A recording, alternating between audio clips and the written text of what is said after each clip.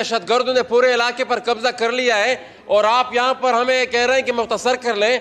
वहां पर chief whip भी आए, वो भी हमें कह रहे हैं कि भाई ज्यादा से ज्यादा दोस्त बोल सकें, तमाम सेनेटर। ठीक है, लेकिन ये इशू आप इस पे अंदाजा लगा लें। 3 दिन पहले मिरानशाह में मेरे गांव में एक खुदकश हमला हुआ, उसमें हमारी एक अजीज शहीद हुए। कल मिरानशाह में एक दूसरा खुदकश हमला हुआ, वो सिक्योरिटी फोर्सेस पर हुआ। 2 दिन पहले लकी मरवत के एक पुलिस स्टेशन पर रात को तालिबान ने हमला किया और वहां पर 4 पुलिस वालों को उसमें शहीद किया।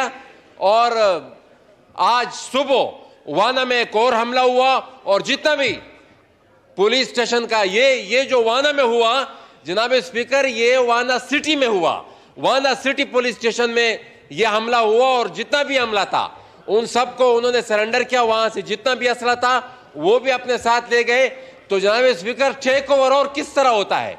ये टेक ओवर है कि तालिबानों ने खैबर पख्तूनख्वा पर टेक ओवर कर लिया। और मैं एक चीज यहां पर रिपीट करना चाहूंगा, हमारे कल साबिका वज़ीर-ए-आज़म साहब ने एक ट्वीट की थी और उस ट्वीट में उन्होंने कहा था कि हम रिजीम चेंज, मैं सियासत नहीं खेलना चाहता, लेकिन वही वज़ीर-ए-आज़म था जिन्होंने कहा था कि जब तालिबान ने अफगानिस्तान पर टेक ओवर कर लिया, उन्होंने कहा था कि इन लोगों ने गुलामी की जंजीरें तोड़ दी हैं।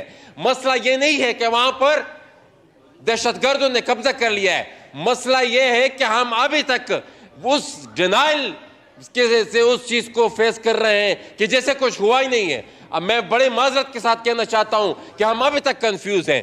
चंद दिन पहले यहां पर हमारे वफाकी वजीर साहब ने कहा था कि अफगानिस्तान में सारे अफगान वो मिलकर लड़े और मिलकर ही उन्होंने जंग जीती है। अगर यही अब तक हमारी अप्रोच है, यही अब तक अगर हमारी अप्रोच है, तो हम दहशतगर्दी का मुकाबला नहीं कर सकते, ना ही हम दहशतगर्दी का खात्मा कर सकते हैं।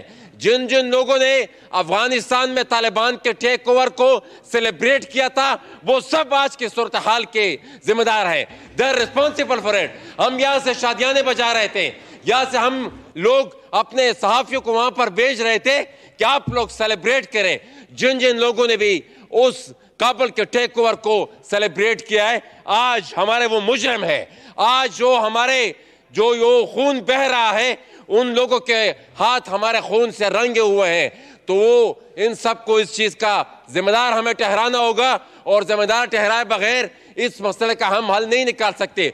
दूसरी चीज, ये जो मुज़ाकरात के नाम पर इन तालिबान को वापस स्वात से लेकर वजीरिस्तान तक बसाया गया, जो जो लोग उसमें मुलविस थे, जिन जिन लोगों ने भी इस फैसिलिटेट किया, उसकी जिन जिन फौजी जर्नलों ने इस चीज को फैसिलिटेट किया, उन सबको भी हमें कटहरे में खड़ा करना होगा और उन सब का एहतसाब किए बगैर हम मसले का हल नहीं निकाल सकते। हमारी अफगान पॉलिसी अभी तक उसी 40 साल से जो अफगान पॉलिसी हमारी रही है, अभी तक उसी का तसलसल है। तो उस अफगान पॉलिसी को ठीक किए बगैर हम यहाँ पर ना अमन ला सकते हैं, ना हम दहशतगर्दी का मुकाबला कर सकते हैं, और ना ये इस तरह के कंफ्यूज सिग्नल से हम आए दिन अपने सियासी वर्कर्स को, अपने जवानों को और अपने पुलिस अपने उसको हम मरवाते रहेंगे और मसला ठीक नहीं होगा।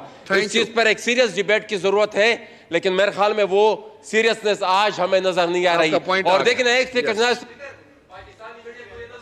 You made your point. Mohammad Tahir Bizenjo Sahib. Okay, Dawar Sahab please conclude करिए। मोहसन दावड़। 2 दिन हमारा बनुका सीटीडी पुलिस स्टेशन जो कैंट के अंदर है, जो कि कैंट के अंदर है, वो उसको उन्होंने हॉस्टेज बनाए रखा था। मैं नहीं समझता कि पाकिस्तान की मीडिया में उस जितनी अटेंशन उस चीज को दी गई थी जितना सीरियस वो मसला था।